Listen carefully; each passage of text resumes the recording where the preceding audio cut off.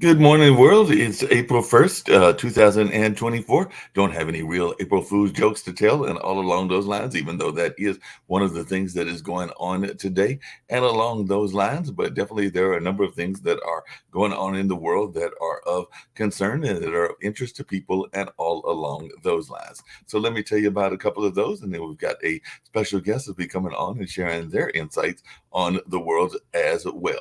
But definitely, it looks like Turkey's Erdogan has been dealt a major election blow as opposition parties win in big cities. So definitely that is something that goes on as Erdogan suffered a rare defeat in Turkey local elections. So we'll see how this all plays out in terms of the country as a whole and whether he is losing a foothold and what goes on in that part of the world.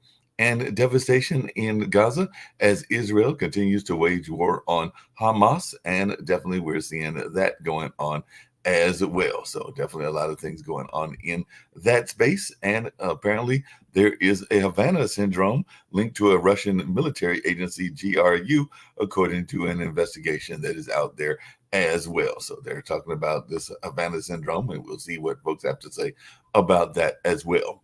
And Germans are celebrating as recreational cannabis use becomes legal. So definitely looks like if you want to get your cannabis on in Germany, you can do that now because cannabis users celebrate the relaxation of laws on personal use in Germany. So Germany has legalized possession of small amounts of cannabis, but the buzz may not last. So we're going to see if they maintain this or not. And Jerusalem Hospital has says that Netanyahu is recovering from a hernia surgery. So the Israeli prime minister had to undergo hernia surgery, and that is the second time since 2013. But that is something else that is going on in the world as well.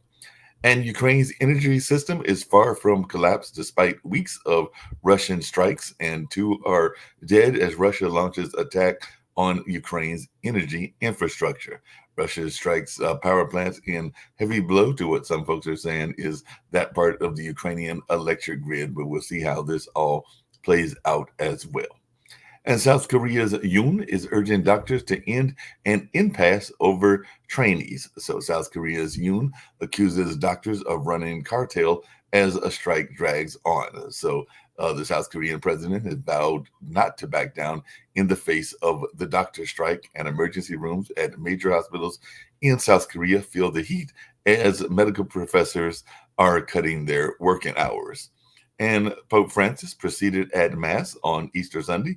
Yes, yesterday was Easter Sunday, and today is Easter Monday. So that is something that we're seeing in the news. I was also seeing in the news we're apparently doing Easter. There was some controversy about the role of religion in the world and whether that role should be playing in the political front. Because I know that former President Trump got into a little bit of hot water and got some pushback when he was apparently hawking a specific Bible and all along those lines as part of his campaign. And on the flip side of that, current President Biden got in trouble because apparently Transgender Celebration Day fell on the same day as Easter. And some people did not take kindly to that, even though that holiday has been going on for a number of years. And I don't think that Easter always falls on the same day as that particular celebration, but it did fall this time. I think that they said the next time that might happen might be like around 2080 or something like that. Maybe it won't be that long, but it'll be a number of years before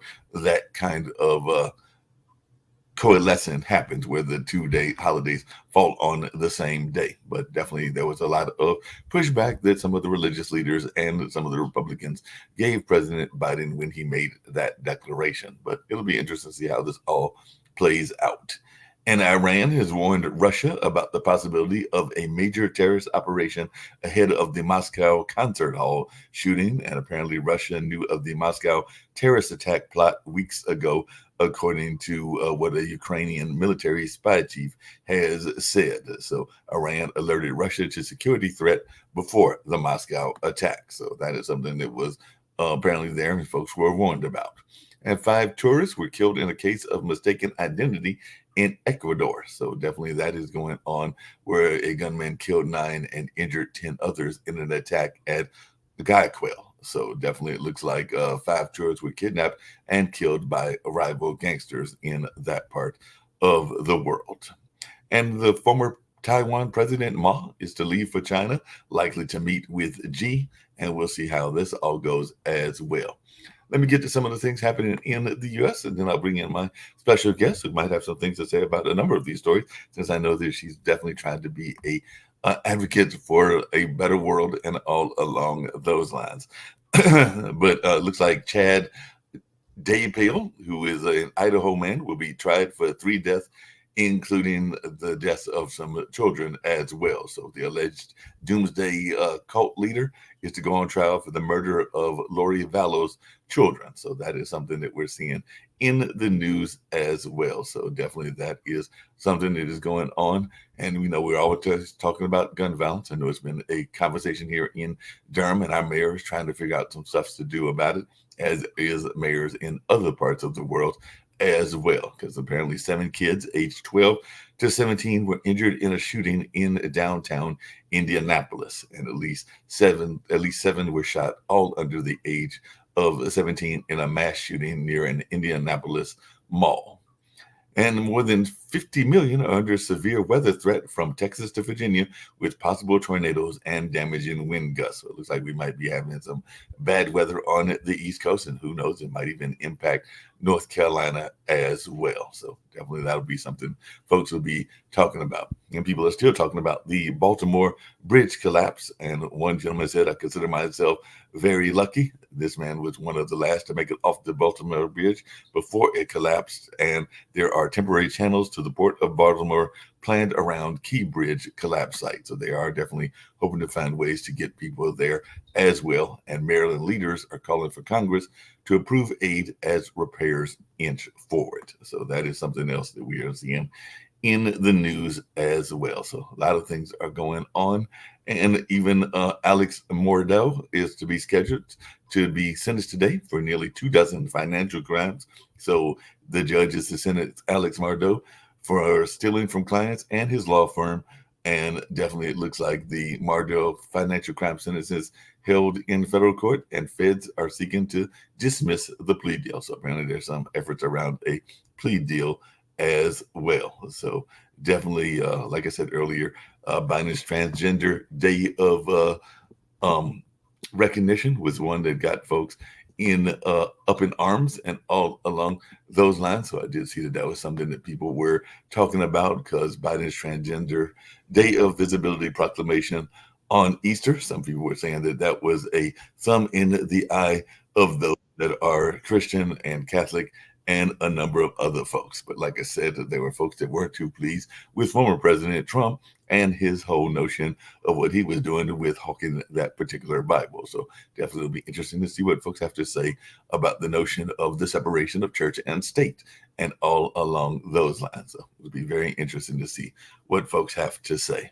And last but not least, before I bring in the guests, Trump is testing the gag order in the hush money case, and some folks are saying that could land him in jail. So GOP rep on Trump targeting judge's daughter, families should always be off limit. So Trump is expected to try once more to delay the New York hush money trial. So that is something else that we are seeing in the news as well. So like I said, I'm going to bring in my guest of honor, see what they've got to say about a number of these things going on, because she's got the Global Project Against Hate and Extremism. And a lot of those stories that I was talking about were about hate and extremism. So if you want to just share a little bit about what your organization is about and what you're doing, and then we'll get into some questions. And like I said, Nick may be joining us as well. He's one of the founders of the network, and we'll see if there are other people that come on as well. But definitely, if you'll just share a little bit about your organization and what you're all about.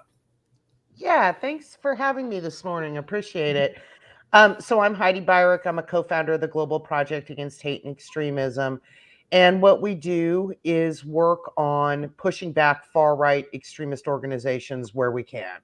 We engage in policy pursuits. Some of the things we're working on right now is to try to get guns banned at polling places. We track far-right hate and extremist groups in multiple countries, including in the United States. We do a lot of original research on extremists online. our main core goal is to protect multiracial democracy from the far right, which, basically is aiming to strip rights, civil rights, human rights from multiple marginalized populations. And we don't want that. Yeah. How did you first get involved in this? Because I do know that there are different organizations. I know some of the Southerners for Economic Justice and some of the other organizations have been doing some work in the justice space and all along those lines. So I was just wondering, how did you first get involved in this kind of work and everything? Well, in a way, it was a bit of a mistake. I had finished graduate school and I got an internship at the Southern Poverty Law Center. This was in 1999. And I was put in what's called the Intelligence Project, which still exists, which is where they do their hate and extremist work. And I thought I would work there for a year and go back to academia. And instead, I got hooked on activism and just increasingly came to see the threats towards immigrants, people of color, women, their rights as something I should dedicate my life to fighting against. So much of this work on hate and extremism that we do at Global Project is rooted in the work that began when I was at the SPLC. I eventually took over the hate and extremism work there. And just out of curiosity, how much have you seen an uptick in this kind of work? I know that a lot of people have been wondering about the former president and even some of the things that he's done in terms of calling out for, some people would say that he called out for the January 6th attack. Not everybody here on the network agrees with that, but I was just wondering your take on how much politics plays into these discussions, because you heard me mention earlier, and I've heard a number of even here in North Carolina, where I'm based, a number of the advertisements are centered around this being a Christian nation, and definitely are trying to make it an appeal to the Christian right and all along those lines. So just wondering your thoughts around this kind of messaging that we're hearing in this particular election year. Well, I'll tell you the number of hate groups, which is something we counted at the Southern Poverty Law Center, went up every single year that I was there. So there was already a pretty activated white supremacist, neo-Nazi, anti-LGBTQ, anti-women's rights movement on the march when Trump announced his run for office back in 2015. That day he, degraded immigrants on the escalator there, calling Mexicans rapists. And I think that what he did is he accelerated that movement. He activated people who might have had bigoted sentiments, but weren't in the weren't in the public space, weren't willing to air those ideas. There's no question that the number of those groups continued to grow, both online and in the real world. Once Trump was elected, we saw horrible white supremacist rallies, like in Charlottesville, Virginia in 2017. And then in a way, sort of the capstone on January 6, 2021, when conspiracy theorists from QAnon, white supremacists, neo-Nazis, militia members, and just a whole lot of MAGA Republicans stormed the Capitol. So the situation today is far worse than it was then. And you also tapped into something important about Christian nationalism. This was a movement that was sort of on the fringes of right-wing Christianity and has now essentially become dominant. And its position is that the United States should be a Christian country under their interpretation of Christianity, right? A kind of a far right version where other religions would be secondary to that. And what I'm most worried about this now is you've got emerging of Christian nationalists and hate groups that are pushing this horrible thing called Project 2025, this agenda to remake the country into a much more illiberal place. And that's what we're facing right now.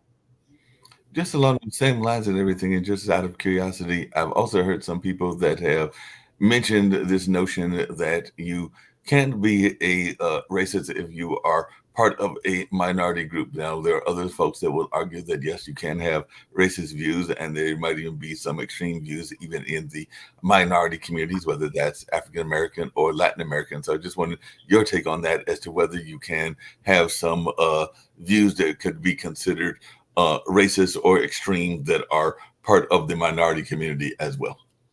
Well, we have seen in recent years, for example, the leader of the Proud Boys, right, a white supremacist organization, was an Afro-Cuban named Enrique Tarrio, who was rabidly anti-LGBTQ. That was his thing, and anti-trans. But yes, we saw a horrible shooting in Allen, Texas about a year ago by a Latino man who said he wished he was white, believed in white supremacy. But, I would say that even when we see these examples, they tend to be, relatively rare in organized white supremacy. Bigoted ideas can exist in any community. So I don't think people are exempt. But for the most part, the problem in the United States is among white supremacists, right? That is the hateful idea that has many, many backers, that is rooted in American history, obviously from slavery on, from the founding of the country. And it's the ideology that spurs the most violence, whether we're talking about the Tree of Life synagogue shooting in 2018, the El Paso Walmart shooting, or the kinds of things like we saw on January 6th or in Charlottesville. So if there is some of this in minority communities, it's a teeny tiny thing compared to anything that we're talking about when it comes to white supremacy. You mentioned it earlier, and I know that I mentioned it in the news because I was reading even some of the social media stuff. There was a lot of pushback against the transgender community and the fact that President Biden had made this declaration on Easter and all along those lines. So I just wondered if you could speak a little bit about the hate toward a certain uh, groups in based on their sexuality and their beliefs in their form of sexuality and all along those lines. But I do know that a lot of people gave some serious pushback to President Biden when this particular transgender holiday happened to fall on Easter Sunday. Well, unfortunately, in the last couple of years, we have seen rising hatred both from Christian nationalist groups and white supremacists against the LGBTQ community. This has taken the form of, for example, an attempted attack by this group called Patriot Front on a pride parade last summer. Also, thousands of bills introduced at the state level to strip rights from this particular community, and many of which have passed, especially in red states. The point I'm trying to make is that trans people in particular, but the LGBTQ community in general, has become an important target for the far right and for white supremacists. And I think that this backlash against Biden's proclamation is a reflection of the fact that this is a pretty big movement. Of course, the fact that Easter fell on the same day as this, they have nothing to do with each other, right? The trans community has been celebrated on March 31st for God knows how long now. And it's just a sad fact that there are a lot of people motivated by hatred against people of different sexualities in this country, and it's being ginned up by far right politicians and extremist groups. Hey, just along those same lines, before I bring in some of my other folks who may have questions for you as well, and all along those lines. But there's also been a rise, and I know that Sasha's here with us, and he talks about it, and other people have talked about it as well, in anti-Semitism, and also a rise on the opposite side of that in terms of some anti-Palestinian sentiment as well. But I just wanted your take on that because we do know that the war in Ukraine has been going on, but also the war now between Israel and Hamas. But I just wanted your take on kind of the rise in anti-Semitism. Well, there's no question there's been a huge spike in anti Semitism. I mean, we were already, before October 7th and the Hamas attacks, we were already at historically high levels of anti Semitic incidents and anti Semitism online. We did some research on unregulated platforms, places like 4chan and Telegram, in the 24 hours after the attacks, and we found about a 500% rise in the amount of anti Semitism. These were violent sentiments specifically, and anti Muslim hatred. Both communities were targeted in the wake of those attacks. We went back and did the research again about a month later and found that we are essentially in these online spaces in a new normal. The numbers remain high. And other organizations have tracked on mainstream platforms and found the same kind of thing: rising anti Semitism, rising anti Muslim rhetoric on both mainstream platforms and the fringe platforms that we were looking at.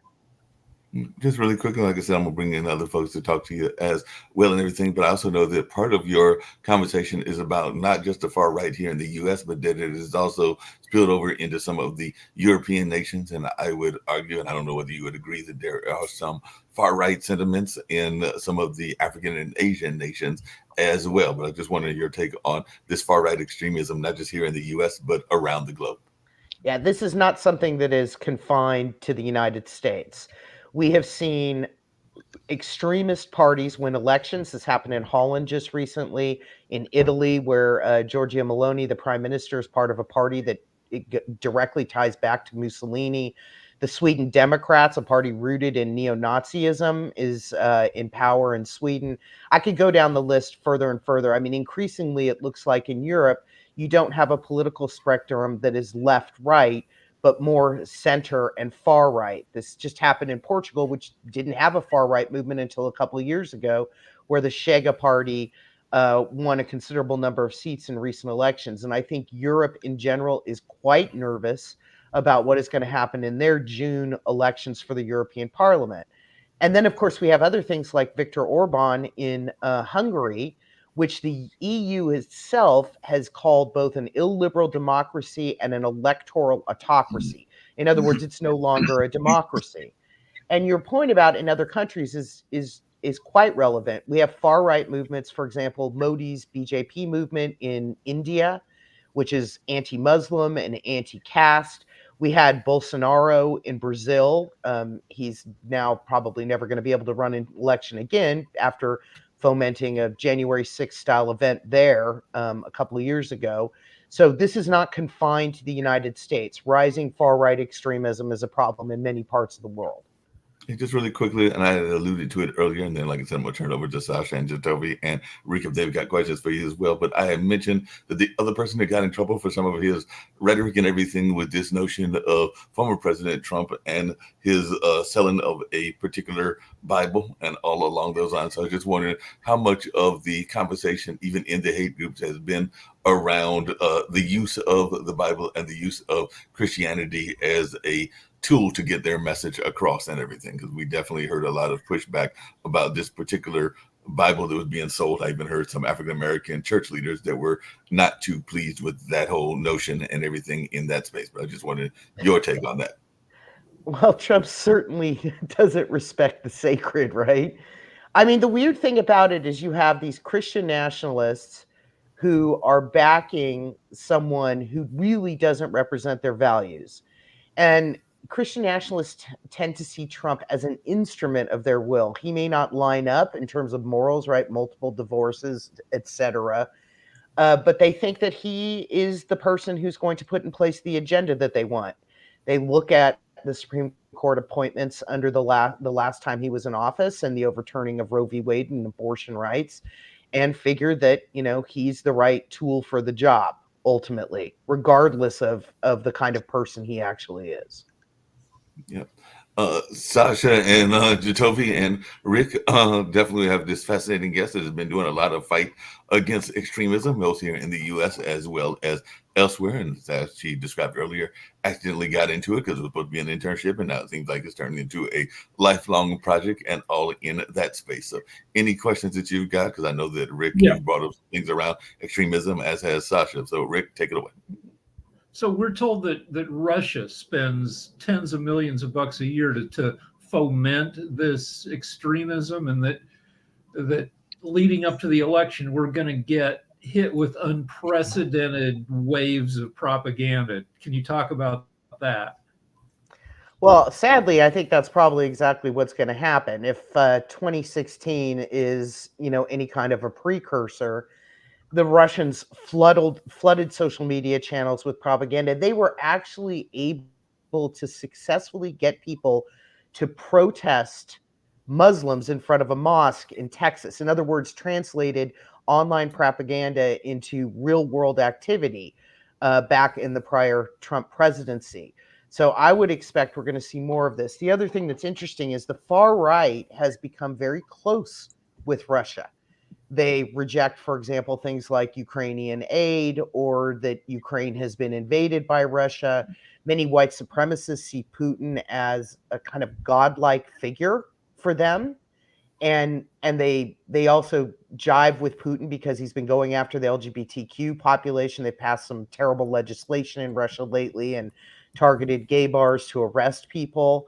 So there's this weird thing going on where, as the far right abandons democracy, they come to see somebody like Putin in an autocratic regime and one that's anti-LGBTQ, and they view as pro-white as in line with their interests. And, Putin is harboring some terrible white supremacist groups that are actually prescribed here in the United States, like the Russian Imperial Movement, which brings far-right extremists and neo-Nazis to St. Petersburg to train on weapons and things like that.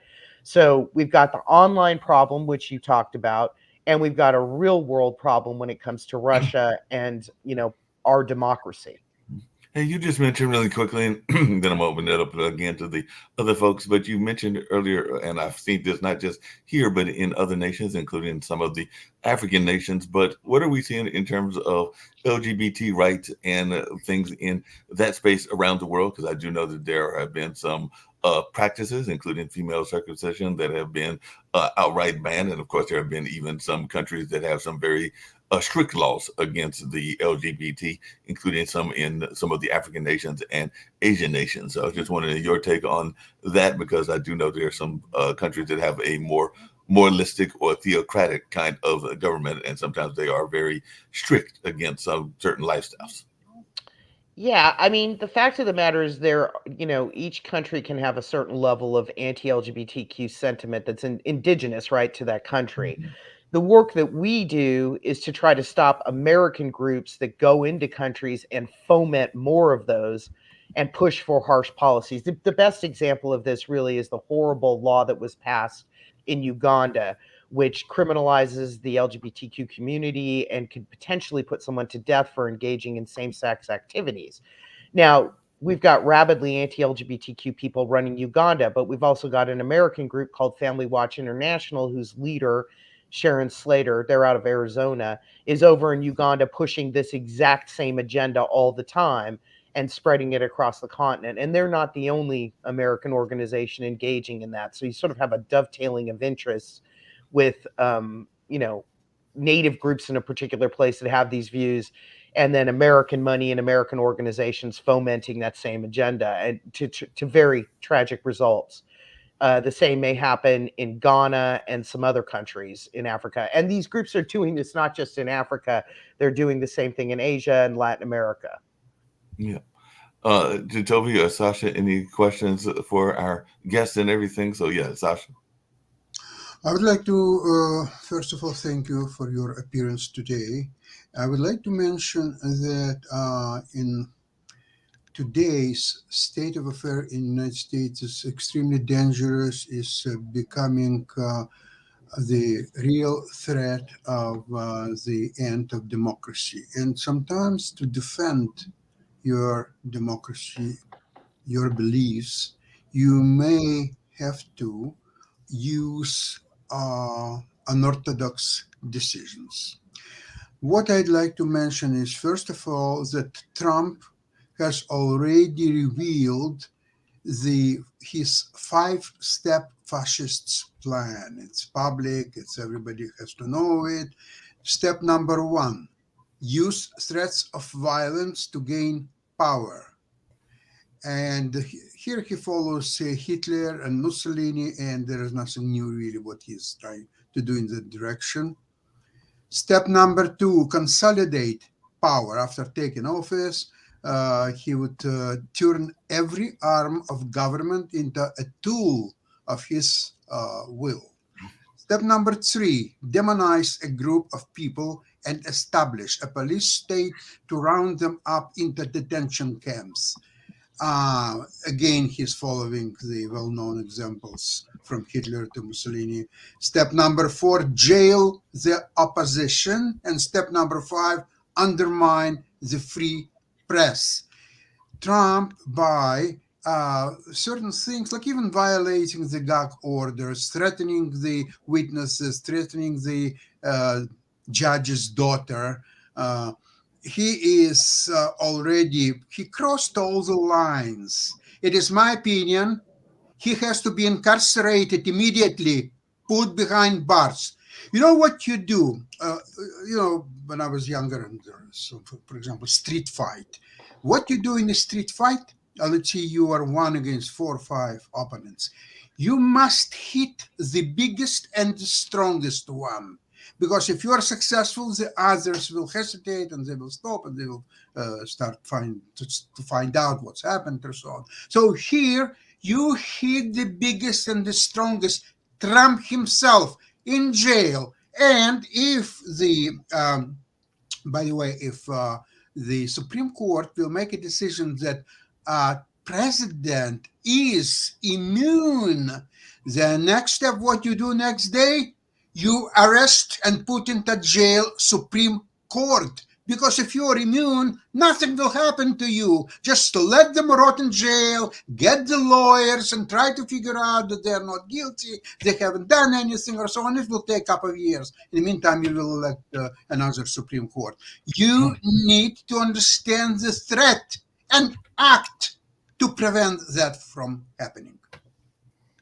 Well, Sasha, I agree with you about how serious the threat is. I mean, I do.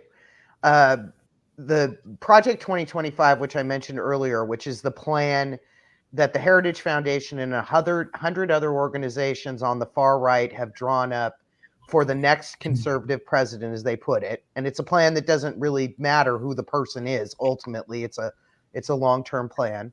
Would do all the things that you've just said. Politicize, and they say this openly. It's not hidden, right? This stuff is on websites. Politicize the FBI and the Justice Department, use them to bring down enemies, which refers to one of the things Sasha was talking about. Strip the civil rights of multiple populations. They're very, very clear about this. Abandon NATO, abandon the United Nations, abandon the International Declaration of Human Rights for this other thing called the Geneva Consensus, which is really about banning abortion and stripping women's rights. There has been talk of using the Insurrection Act the day that an inauguration happens to put down any kind of protest possibilities. There have been talk about conservative groups about getting rid of, I forget which amendment it is, that restricts somebody to 2 terms in office as president. They openly say that they're going to end the fact that the civil service is apolitical. They're going to put their own people, fire a bunch of people. Kevin Roberts, the head of the Heritage Foundation, said this in an interview to the New York Times. Fire a whole bunch of civil servants and stack the deck on the administration side, all of the cabinet bodies with their own people who they are training right now. The other thing I agree with Sasha on is that I don't think people are quite aware that this is happening, that this extreme agenda is in place, but we have actually seen it enacted to some extent in red states. You think of Texas right now with its border policies that are flaunting Supreme Court decisions and are quite brutal. All of the anti-LGBTQ stuff, the anti-diversity, equity, DEI initiatives, all this talk of being against wokeism. I mean, all of this is that agenda in a mini sort of form on the red states level. And I think we are in a very, very serious place here. And I think the path that it looks like we're going down, and this is what the Heritage Foundation has his allies show, is really the Hungarian one, the Orban route of an electoral autocracy. So there is much at stake, and we must be very concerned. I saw your question, Rick, and everything. It seems like a lot of this is facilitated by tons of money from right-wing billionaires. And is there any similar push for good stuff from liberal billionaires, or what's the deal with the money? Well, you are correct. I'll just use one example. Leonard Leo, who's behind a bunch of the Project 2025 groups, but also the Federalist Society, and he's the one who basically picked our last 3 Supreme Court judges. He was given I can't remember if it's 1.3 million or billion. 1.3 billion or 1.6 billion from one Chicago businessman. That's just one donation. And because the right has an agenda and a vision that they're committed to, money is flooding in, and they're doing it in a way that they don't do for progressive causes, which is, here's the money. I don't care if you throw it against the wall and it doesn't go anywhere. You try everything, right, to get us to this position. And no, I don't think there is as much of a commitment on the left or the center left to take this completely serious. I mean, I have talked to philanthropists about how serious this situation is. And I just don't think there's as much of an understanding that isn't all of them. Some of them get it, but a lot of them don't understand that we're at such a critical point, and we should really be flooding efforts to push back against extremism, plus things like Get Out the, a lot of different initiatives, because it's make or break right now. You mentioned a couple of things that I wanted to get to, and I did see your hand to Toby, but you kind of alluded to the immigration situation. So I was wondering if you could speak to that and how that is playing. And you also kind of alluded to the rules that are being placed to restrict voting. So if you want to get and talk about both of those issues when it comes to the hate extreme groups and their agenda and what they are doing, because I noticed you mentioned both immigration, and I know even in Atlanta there have been pushes about identity and IDs and things along those lines. So you can speak to both of those. Yeah, I mean, the thing, immigration is probably the biggest motivating factor on the right now. And there's a conspiracy theory that was on the fringes, created by white supremacists, that has now been mainstreamed by many Republican officials, called the Great Replacement conspiracy theory. It's a completely bogus idea that there is a plan in place, blame Democrats sometimes, global elites, oftentimes Jews, to replace the current white population with people of color, particularly through immigration. This idea is what motivated the Tree of Life synagogue attack. The attacker believed this was happening, the El Paso Walmart shooter, but it's not something that exists with lone wolf terrorists alone. Governor Abbott's rhetoric lately around immigration has been completely motivated by the Great Replacement. You know, he talks constantly that there is an invasion happening, which is the same language. And there's a version of this that's about voting, right? That it's not just a population replacement to get rid of white people and bring in people of color, but it's to manipulate the vote. And so you hear a lot of election denying organizations or groups that back voter ID, those kinds of things, saying we have to make voting more difficult because, you know, illegals are allowed to vote. I'm using their language. White people are being replaced in voting. Like, we got to rig the vote essentially for a historic white population. And the kind of entire cottage industry of election denial organizations that arose out of Trump's lies about the election in 2020, the Stop the Steal movement, and all these different organizations, they are all ramping up for 2024 and spreading more lies about voting by mail, by, you know, all the processes that allow a greater amount of voting in this country, even though there is no evidence that there have been voting irregularities or people are cheating on votes. The Heritage Foundation itself has a database that supposedly shows electoral fraud, and the entire database consists of 1,500 examples over multiple years. So they know they're lying when they spread these ideas that there's all this, you know, rampant fraud going on out there. Jacoby, I think you had a question as well. So if you wanted to get off mic and ask your question, I did see your hand up in the queue as well. I mean, you're spot on everything you've said. 26 states plus have been using vote by mail for decades. And yeah, all the spreading. Yeah, everything you said is spot on. My question comes in is, how do you break through that wall? Because it's there and people are stuck behind that. And for some reason, the cognitive dissonance, if you want to call it, or the other world that they live in is, how do you get into that? How do you talk to them to bring them out of that special world that they live in now?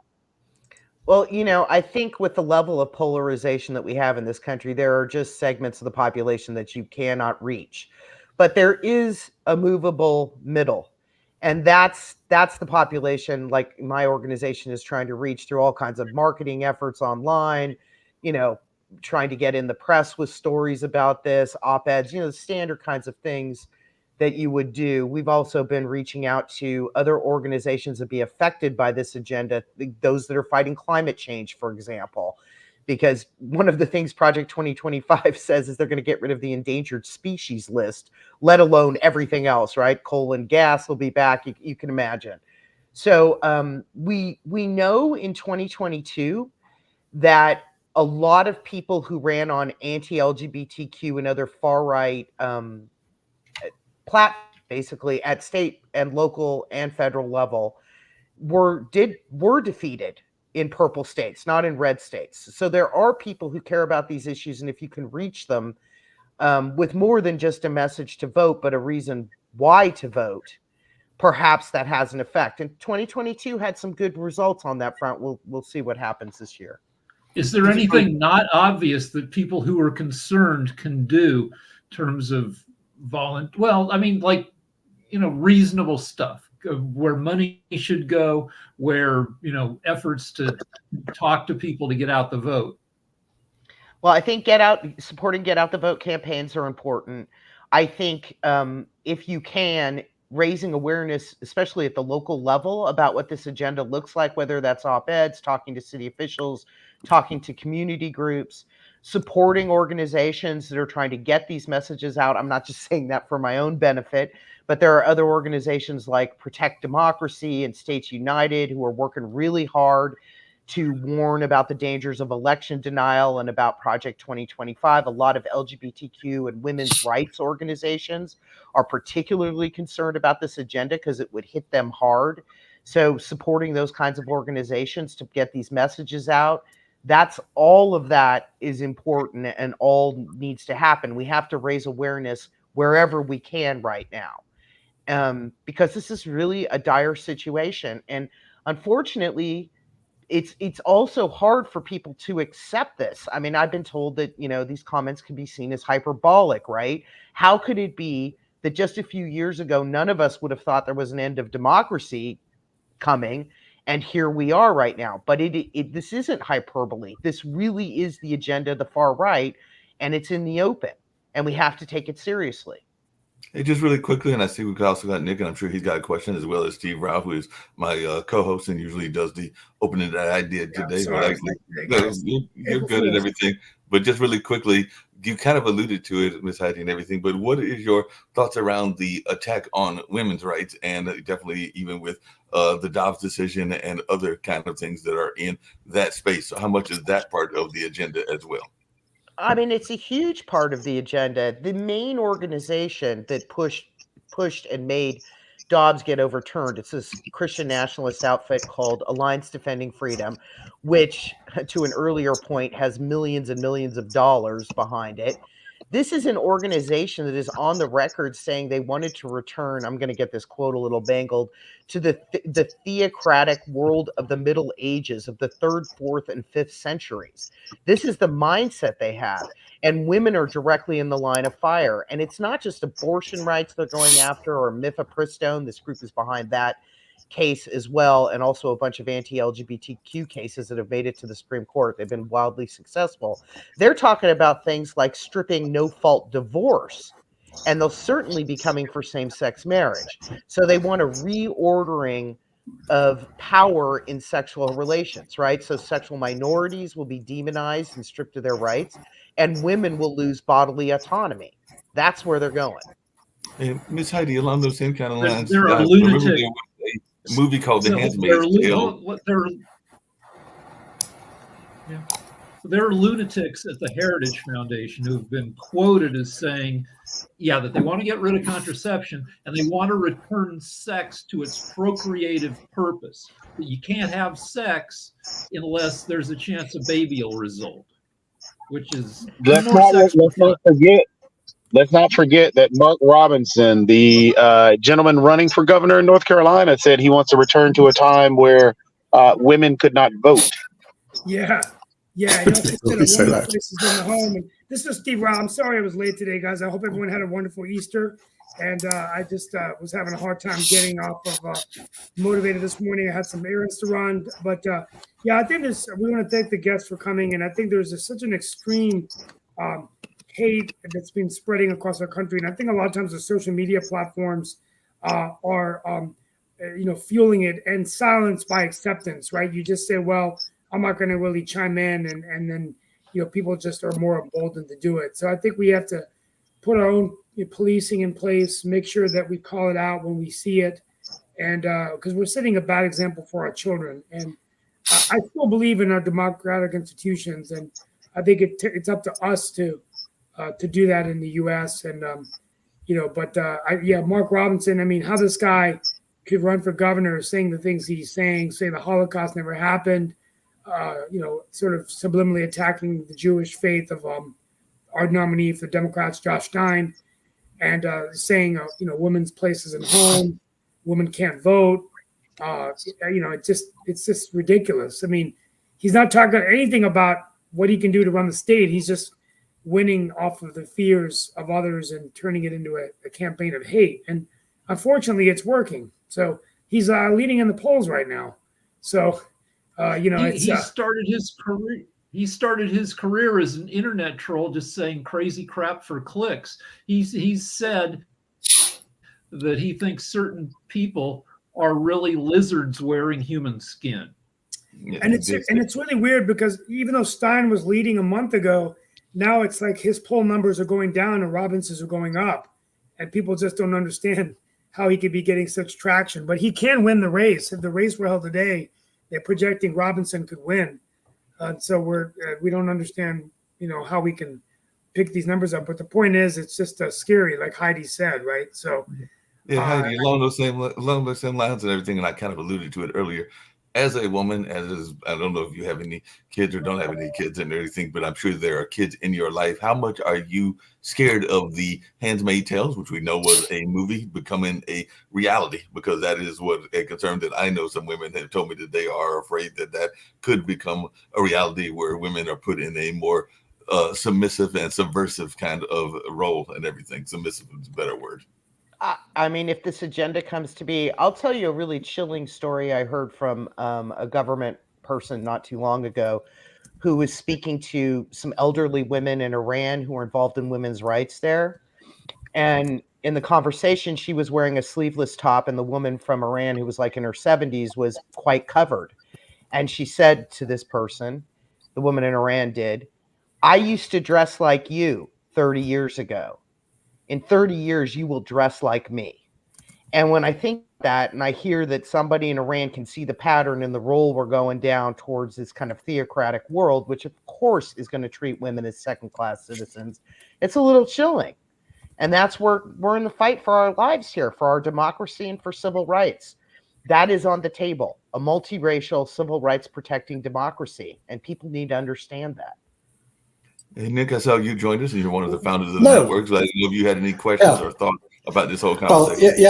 Heidi, thank you for joining us, and I'll have to look up Project 2025. Frankly, I never heard of it. And in terms of the white supremacists, I don't spend much time with them. I don't think we have too many of them on our network, Mark. And matter of fact, I haven't seen any of them. So I don't know much about it. Okay, I do know a little bit about the purported liberal causes and the LGBTQ rights. And I do have some problems with, especially in this administration and their budget, where they're spending $1.2 million on a New York City LGBT community center. What business it is the federal government, I'm going to ask you this question, to spend our taxpayer dollars on an LGBTQ center in New York City? Heidi. Well, I mean, I'm a supporter of LGBTQ rights. I don't know what the specific situation is there, what the money is actually going to, what kinds of initiatives they're going to. But there's a lot of initiatives across the country where you're giving money to youth centers to do different kinds of things. I don't know what the case might be here. And I think it's actually important for the federal government to stand up for LGBTQ rights, at least in word, if not in deed. Because here's the thing. That is the first community that countries that are going down the authoritarian path attack. It's the kind of canary in the coal mine for the path to something like Viktor Orban's Hungary. There was just research done by the Williams Institute that showed in 5 different countries where democracy is falling apart, it begins with attacks on the LGBTQ community. Then it usually moves to migrants and immigrants, and then to women. And those are the groups that you demonize to get yourself to something that is not a democracy. So that's how I view this. I have another question. Since women's rights, which we hear from one side and abortion from the other, at what point in time, or is there a right of an unborn child to live? In other words, when do you mark that person as safe, or in your opinion, they're never safe and you can abort a child at any time? What's your thoughts on that? Well, I do think there are some reasonable time limits that could be put on abortion. I don't think 6 weeks is anything close to reasonable. And I don't think that what we're seeing in some of the more right-wing states things like rape, incest, the life of the mother. This is all putting women in a very precarious state. It's thrown women in jail already, and it's probably led to some of their deaths. And that is something that we shouldn't be having in a civilized country. So that's my problem there. I'm not an expert on things like fetal viability and various issues, but this is the wrong way to go. Right. Okay, Rick. Yeah. So trans people, 1% of the population, Muslims 1%, Jews 2% of America's population, and illegal or undocumented immigrants 4% of the population. It's a standard tactic, right, to pick teeny segments of the population to bully because they have relatively less power, right? Yeah, you bully them, you paint them as a danger. That sows fear in the majority. This is not a new tactic, right? Hitler engaged in this, Mussolini, Franco, many people on the far right have done this in the past on the road to fascism. And you treat them as a threat. The way the LGBTQ community was attacked both from white supremacists and from far right electeds last summer was as though what they're calling them groomers and they're coming for your children. There's no evidence to this, but this is to stoke fear among their supporters by hitting a small slice of the population. And sadly, it's a tactic humans have been using for a long time to build political movements and some of the worst movements that have ever existed. Okay, that brings me to another question revolving around trans. Your thoughts on this? Can a transgender male, would you allow them to participate in a woman's sanctioned sport? I mean, once again, I'm not an expert on this. And when I think about the trans issue, I don't think of it as being actually about legitimate things. I think it's about demonizing the community to sow fear. They're coming for your bathrooms. They're coming for your women's sports. They're coming for this. They're coming for that. And we got to get ourselves together to be against that. These are moral panics. And the same playbook is being played out in multiple countries by Christian right organizations. It has just started in Uruguay, where there were no discussions about this issue, no concern about trans people, and a few American organizations are down there aligning with locals, and they're introducing these moral panics. And I don't think it's actually about trans rights. It's about building political power. And as a result, the trans community suffers. Okay. Okay. In terms of to tie both Rick and what Nick were saying together, is it easier to create that fear utilizing generalities in a sense? And Nick, I'm not really pointing to you, but this is done on a regular basis, saying, well, X community is receiving particular dollars and I disagree with X community. So therefore, I should say X community is utilizing the replacement theory or attacking women, or they're going to, but basically utilizing generalities to stoke that fear. Is that also being used? Well, I mean, I think you paint stereotypes of communities to make them seem, terrible. I mean, this has happened to the Black community for years, right? They're criminals, they're thugs, this kind of imagery is horrific, right? And it's a generality. It's not about an individual to stoke fear. And now it's being used against trans people and it's being used against gay men. And it just, the list goes on. Scapegoating, right? It's the oldest play in the far right book. What about third-party candidates what about third-party candidates like RFK Jr. and Jill Stein? Are you worried that they are just out there to suck votes away from Democrats? Well, my biggest concern about RFK Jr. is the lies he spreads about medical issues. I mean, the fact that people are not vaccinating their dogs against rabies in parts of this country now because the anti-vax narrative has gotten that deep. So it puts all dogs at risk plus people. This is crazy, right? The measles outbreak in Florida. I mean, honestly, when I think about him, that is my biggest concern. What damage he's done to the health of Americans and now pets. Unbelievably. Sasha, you had a point that you wanted to make, and then I know we're here to go to Economics Monday. I'd like to make a very quick point. We can discuss that all we want. We can publish materials like articles and books and whatever. Nothing will help. You must go on the streets, first of all, demand incarceration of Trump on violation of gag orders and threatening the members of his judge family. And once you get him incarcerated, then it will ruin all these bandits who are ready to storm him, like Proud Boys and the Source Keepers and all these people. You have to take the head of that woman out. Eliminate the head, the body cannot do anything without head. Number one, you start incarceration of Trump. I'm very serious. I'm not trying to be a popular try to find how unorthodox is what I'm saying. It's not. It's a real situation. He violated gag order. The judge has all the power to put him in jail. If that fails, then wait until decision of Supreme Court. And if indeed the president has immunity, put in jail Trump and the Supreme Court, all of them together. Just really quickly, Heidi, because I've got Rick, you got a point, and then I've got to tease Heidi about something because I can do that on this show and everything along those lines. But I think judges and prosecutors are very reluctant to, they want to proceed in a way that looks fair, which, given how loud Trump is, precludes doing things like, throwing him in jail. Exactly. Once he's in jail, he cannot be out. That's exactly what you have to do. I think if you look back at everything that we talked about today about the elected authoritarianism or autocracy, that plays into it.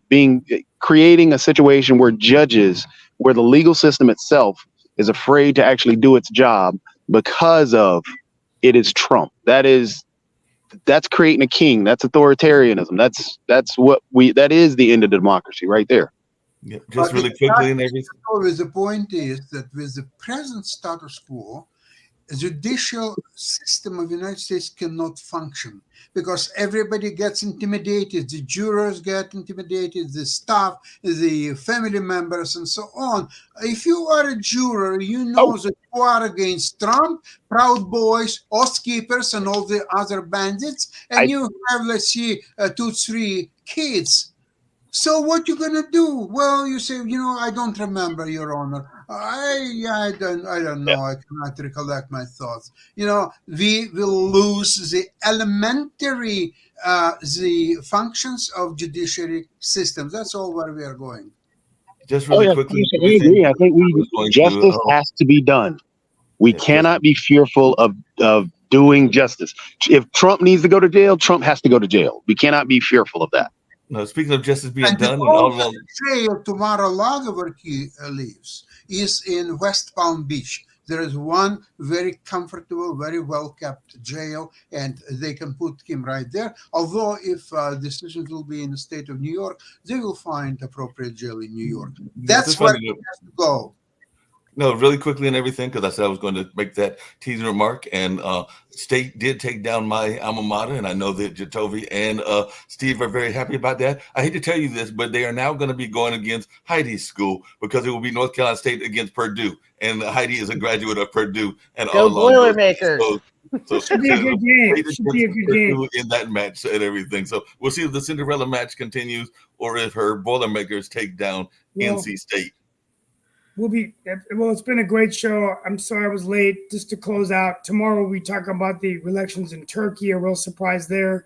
Erdogan has his opposition party do very well. We're going to talk about some different things going on politically with the presidential race as we get into the spring season across the country with Trump selling Bibles now and marketing merchandise. We'll see what happens with that. This thing's really turning out to be kind of a parody, right? A reality TV show. And we'll talk about some other things going on in the world. But we want to thank you all. It's a disruptive and turbulent time, but we want to thank you for joining us on World Edition, where we try to have a respectful conversation. We're also going to get an update from Sasha on Ukraine, talk about the war in Israel and kind of Biden he's doing the Potomac two-step on that. But not Yeah, we really got you. moving aggressively enough against Netanyahu, which is some people are saying is making him weak in the eyes of much of the world. But we'll be talking about that soon. Yeah, just Thank really you all so quickly much. as we're heading out the door and everything, I was going to ask Heidi if she can quickly tell us how she can be reached, because we did not get that and everything. And definitely, I know a lot of people will be following the great rematch between Caitlin and Angel Reese, because that'll be taking place in women's basketball, I believe, later today, where they will be determining their Final Four. And by the way, Steve, it looks like both of your teams, both the women's and the men, are in the Final Four. So State has representatives in both women and men in that Final Four. But Caitlin will be playing LSU later on and everything in that space. But Heidi, any thoughts and ways that you want to get folks in touch with you? Yeah, first of all, thanks all for having me. Globalextremism.org, that's our website. At Global Extremism is our Twitter feed, so you can find all the information to get a hold of me in those places.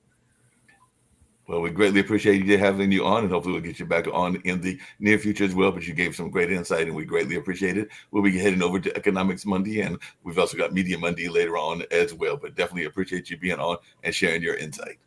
Thank you. You take care. Do the same.